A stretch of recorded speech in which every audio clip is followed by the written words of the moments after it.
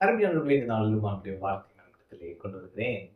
ஏசாயா 35 பார்த்தீங்கன்னா, அங்க வனாந்தரம் வயல்வெளியாய் மாறுகிறதை குறித்து நாம் பார்க்கலாம். அதாவது பார்த்தீங்கன்னா, ஒரு ரெஸ்டரேஷன் குறித்ததான ஒரு சாப்டர். அதுல பாருங்க, 6ஆம் வசனம் பாருங்களேன். வனாந்தரத்திலே தண்ணீர்களும் கடுவெளியிலே ஆறுகளும் பாய்ந்தோடும். வனாந்தரத்திலே தண்ணீர்.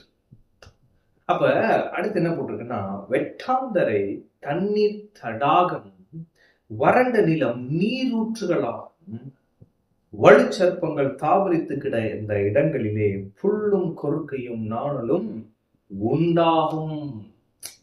அப்ப வனாந்தரமான ஒரு இடம் இப்ப எப்படி இருக்குன்னா வயல்வெளியாய் மாறுகிறது. ஆமே.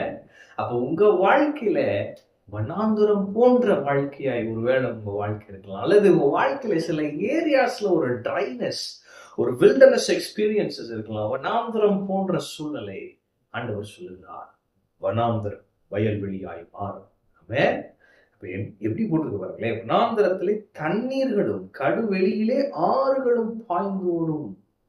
அப்ப பரிசுத்த ஆவியானவர் தம்முடைய அபிஷேகத்தை உங்க வாழ்க்கையில கொண்டு வரும் பொழுது அந்த வனாந்தரத்திலே தண்ணீர்கள், அந்த வறண்ட நிலத்திலே ஆறுகள், அமேன், ஜீவ தண்ணீர் உள்ள நதிகள் புறப்பட்டு ஓடும், பாய்ந்து ஓடும்.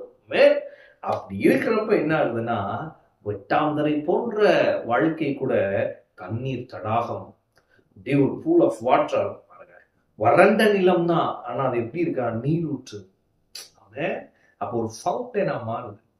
உங்க வாழ்க்கை நல்ல கனி கொடுக்கிற வாழ்க்கையா இருக்க போகுது.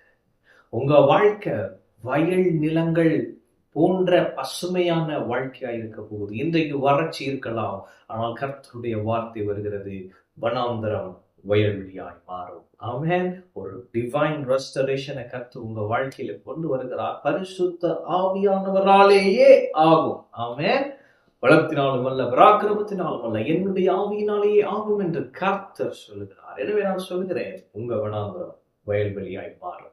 உங்க வறட்சி எல்லாம் மாறிவிடும். பரிசுத்த ஆவியானவர் உங்களுக்கு ஊழியம் செய்வார், சூழ்நிலைகளை மாற்றுவார், இயற்கைக்கு அப்பாற்பட்ட மகிமையான மாற்றங்களை கொடுப்பார்.